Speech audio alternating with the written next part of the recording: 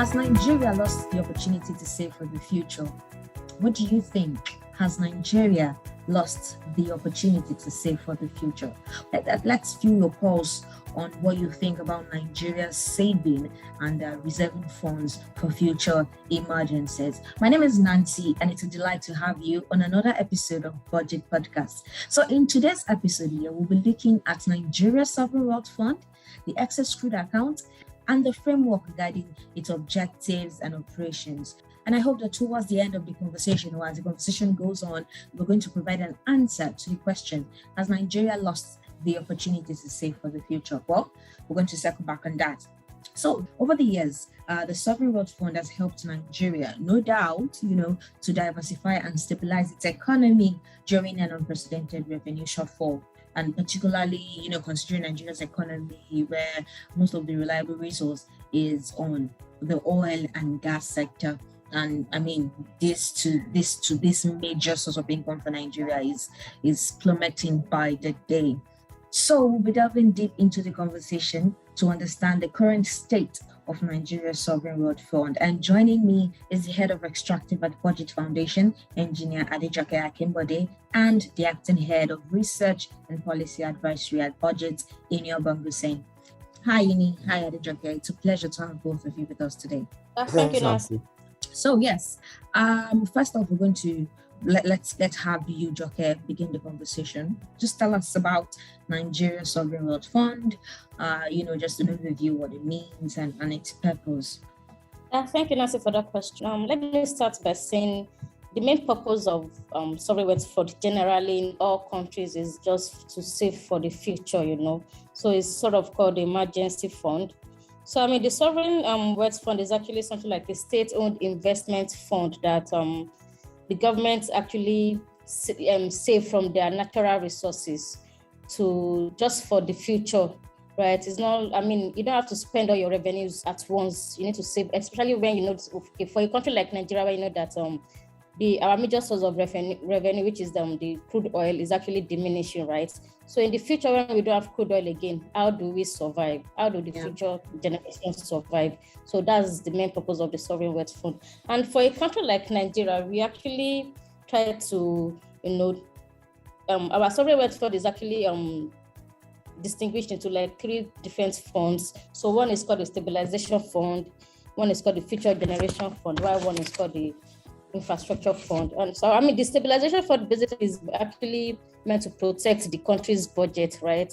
Let's say, for example, we have a deficit in our budget, so they can always go back to this Stabilization Fund to, just to, they can fall back on that fund just to meet up with our budget. So that's what the Stabilization Fund is meant for. While the Future Generation Fund, like I said earlier, is actually meant for the future generation that are coming when there is no more natural resource, so they can always fall back on that fund to take care of the country, boosting economy in the country. While the infrastructure fund is actually used to bridge the gap in the country's infrastructure.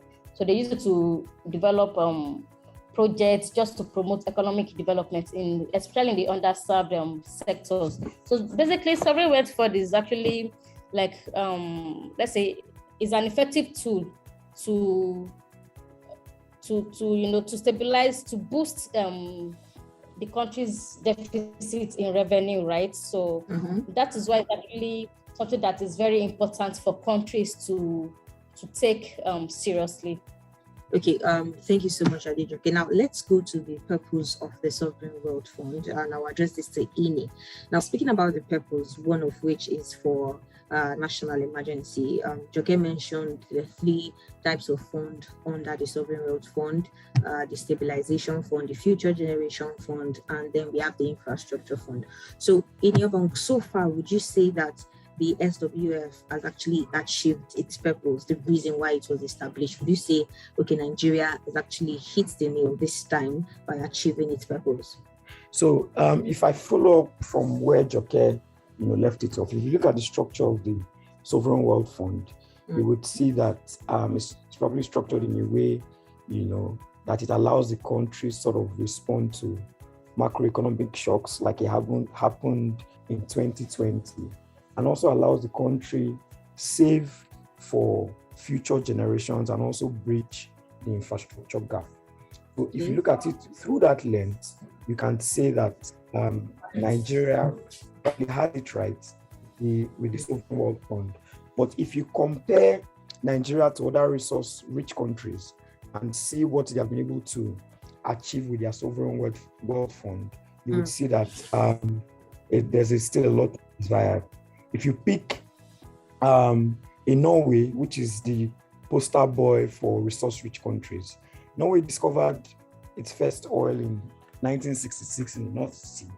This was about 10 years after Nigeria discovered its first drop of oil in Oloibiri. And as at today, Norway's Sovereign Wealth Fund is at $1.4 trillion, while you have Nigeria's Sovereign Wealth Fund at just a paltry, $1.75 billion, less than $2 billion.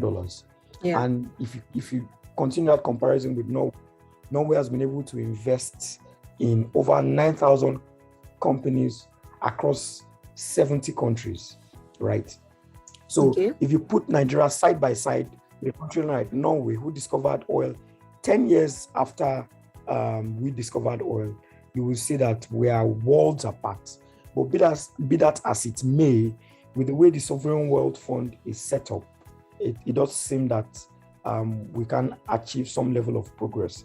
However, I still have some concerns as regards some of the investments made by the Sovereign Wealth Fund. For instance, if you look at some allocations that have gone to specific service delivery areas from the Sovereign Wealth Fund, I think we could have, had made better decisions as regards those sort of investments.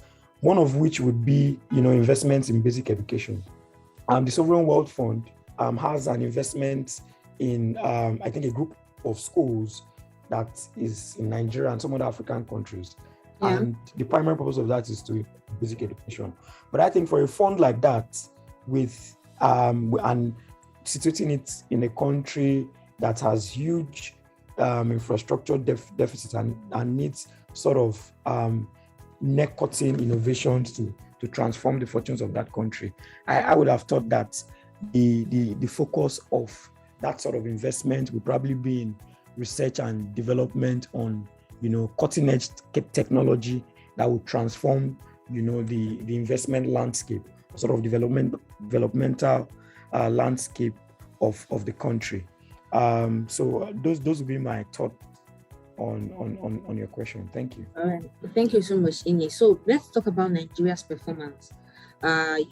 You measured us, we compared us rather with Norway.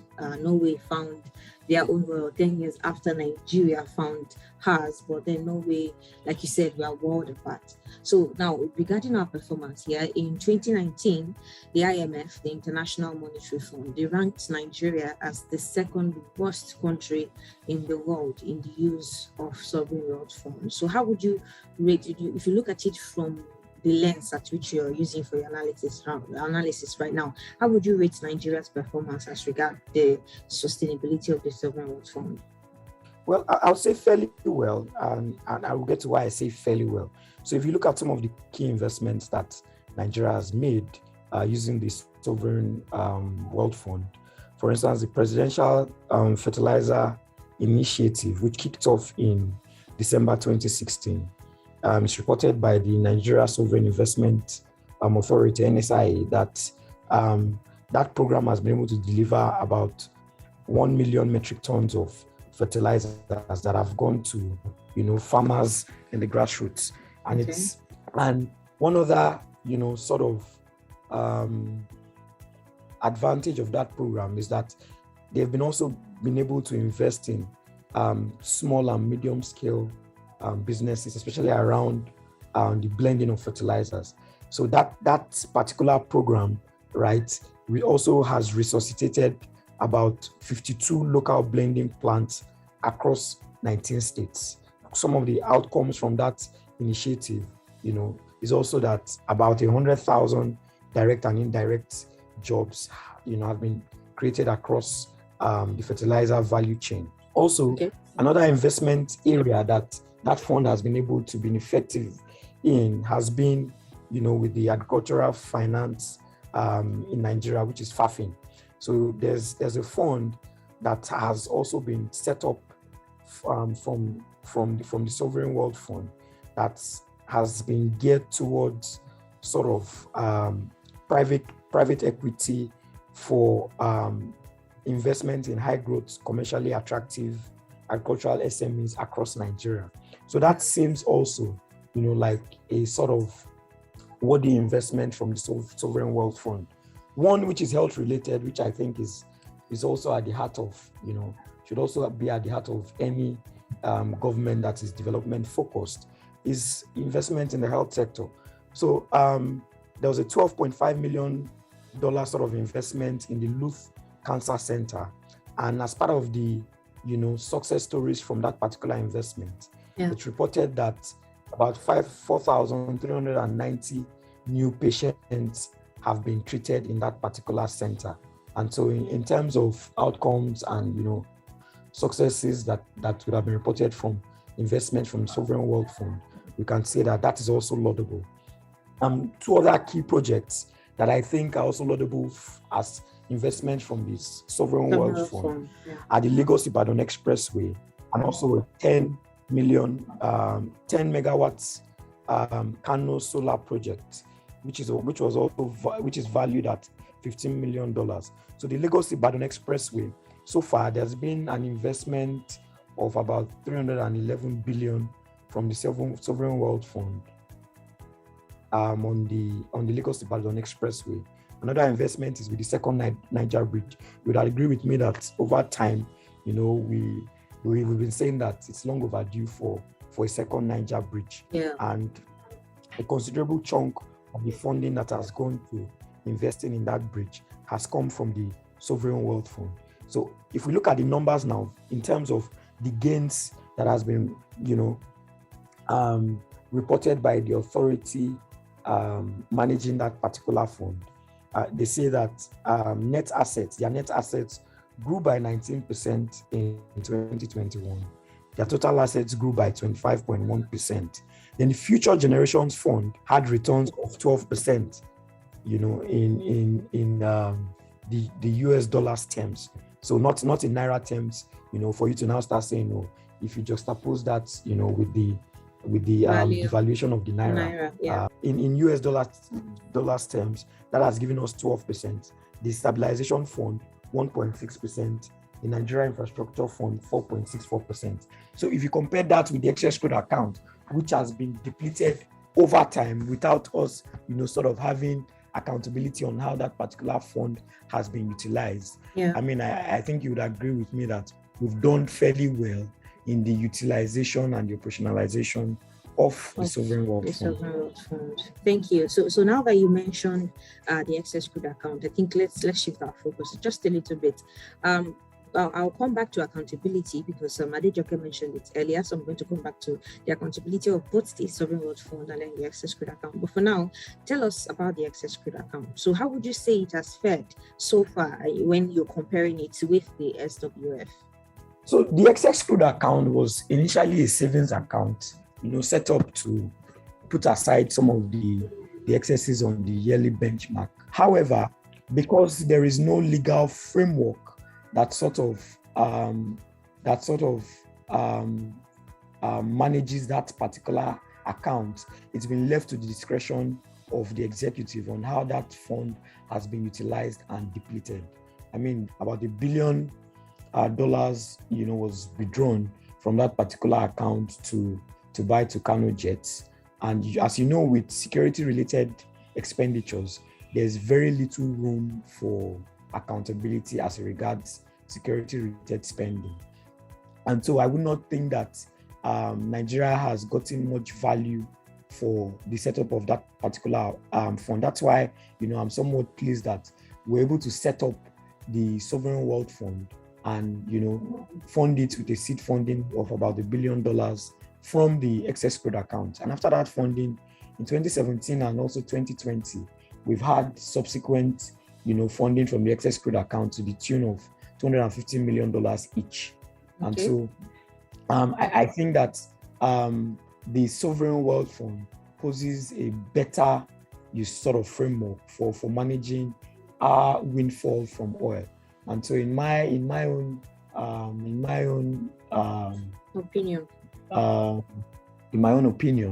I think that it would be best to domicile all of the savings from oil in the Sovereign Wealth Fund, since it sort of establishes a framework for the effective and efficient utilization of the windfall from oil.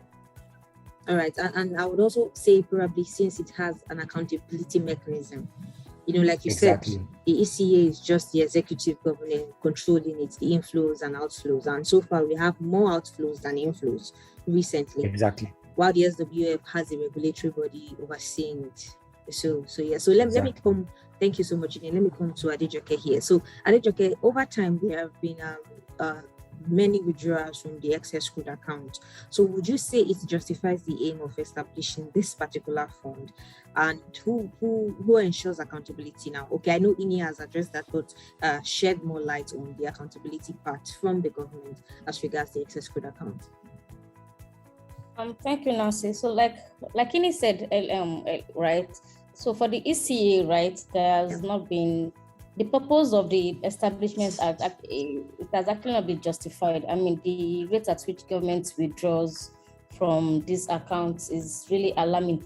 And one would wonder and if you look at the pattern of the withdrawal, it comes, the way they withdraw when election is coming is actually very alarming. Look at what happened in 2018, just a few months before the 2019 election.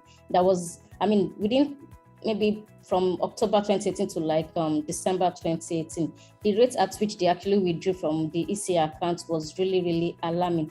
And one wonders why that happens. And if you look at, now we're in a pre-election year again, so yes. I think very critical for us, for non-state actors especially, and even the citizens, to actually monitor the balance of the ECA, because as of July last year, October 20th last year, we had $60 million in this account, $60 million in the ECA account, and by January 2022, we have $35 million already. It has depleted to $35 million. Yes, so yes, they withdraw from this account, but nobody actually tells us, there's no accountability. And I think that's the biggest challenge we have in this country generally. There is no, so maybe government is trying to be transparent a little bit by telling us, this is the balance in this month in this ECA, this is the balance in the Sovereign Wealth Fund. Yeah, so that's transparency to some extent. But so can you give us an account of how you actually spend this money? No, so nobody does that. So I think the biggest challenge we have so far now is the accountability aspect of the spending, right? For example, like I said earlier in 2017, they withdrew $1 billion from the ECA account to fight insurgency in the Northeast. Yes, why they need to curb insurgency is actually very important. But people were of the opinion that 2019 election is coming. Is it that the administration then was actually trying to withdraw to get money to fund the 2019 election? Nobody knows, because at the end of the day, I don't think the country got value for that money in terms of fighting insurgency, right? Yes. So I don't think we've actually achieved the aim of establishing the ECA. And like Ini said, the Sovereign Wealth Fund is actually performing far better than the Excess Crude account. So it's something that government actually needs to look into. Policymakers need to, find a lasting solution to how we can actually curb the excessive spending from these accounts. Thank you so much about that. So what would you recommend, going forward? This is the final question before I let you go. What would you recommend the government do better than what it's currently doing now? So I think the first thing the government needs to look into is that we actually have a lot of gaps, both in the Sovereign Wealth Funds framework and the ECA, right? So I think the first thing the government needs to look into is to see how they can actually work on closing these gaps. We have a lot of gaps in the implementation of inflow rules in the NSIA, that's the Nigerian Sovereign Investment Authority. We have gaps in the investment rules, outflow rules, even in the implementation of inflow rules in the Fiscal Responsibility Act of 2017. So a lot of these gaps actually needs to be looked into and see how we can actually, they can put in proper framework to close these gaps and actually to monitor how these funds are being spent. I mean, how much do you think, what should be the inflow, what should be the outflow? I don't think the outflow should be more than the inflow. Right? So I think for the excess crude accounts, the biggest challenge so far is that there's a whole lot of outflows than the inflow. And for the excess crude account, is actually very critical because, I mean, crude oil is diminishing, right? So I think government also needs to look into other sources of revenue for these accounts. It shouldn't just be crude oil. I mean, we have a lot of natural resources in the country, so we can always save from other sectors as well, not just crude oil. So it's something they need to look into, because inflow should be like probably times 2 or times 3 of the outflow if we really want to save, for rainy days. So that's one the main recommendation I will actually give to the government. They need to see how they can close these gaps and put in a proper framework that will bind these funds. And because I mean, I don't think Nigerians of today we should, rainy days shouldn't come and we'll be looking for funds. Looking for funds up and that. We should always go back to our savings and spend for, and it's not even it won't mean that maybe after even spending from the savings, then there's nothing left. So I think it's something government needs to put. They need to put in a proper framework, and even after the framework, then how do we spend this money? Who is in charge of it? Who holds the government accountable for this money? So all these things needs to be looked into properly. All right, thank you so much. So Ini, before you give us your recommendation on what the government should do better, do you mind answering the question if Nigeria has lost the opportunity to save for the future? It's looking like we have lost the opportunity to save for the future. I mean, the subsidy regime gives you a very clear picture. So we have a situation we're faced with now that regardless of what the gains are in terms of price, the going price for crude, that we are not able to sort of make any fiscal gains, because the gains you make from as a result of an increase in the price of crude is what you now pay as subsidy liabilities. So Nigeria is not able to take advantage of, periodic increases in the price of crude oil. And also seeing that in the foreseeable future, oil might not, continue to be a price commodity. So I genuinely think, right, in this era of, climate change and the need for a green economy, I think that we have lost, that opportunity to sort of to have been able to use our natural resource to foster sort of your growth and development of our country. But be that as it may, I think that one of the things in terms of recommendations that we need to do as regards, inflows into the sovereign wealth fund is that we need to actually look for a lasting solution to this subsidy problem. And there are, other contiguous issues tied to this. We need to be able to solve our refining problem. Looking at, the exchange rate regime, we cannot sort of, continue to rely on imports of petroleum products if, we're able to make gains from periodic increases in the price of crude.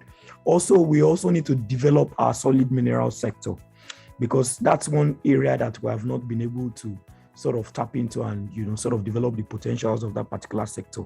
Because once we're able to do that, that's supposed to be an alternative source of, income or inflow for the sovereign wealth fund. So we need to be able to address some of these external factors so that there's much more money flowing into the sovereign wealth fund, and we're able to sort of create buffers for when macroeconomic and fiscal shocks do occur. Well, many thanks to you, Ini. Many thanks to you, Adejoke, for joining us. It was an interesting conversation, I must say. We have a long way to go. Yeah, the country is doing its best, or the country is doing her best, all right? But it can be better. It can be better.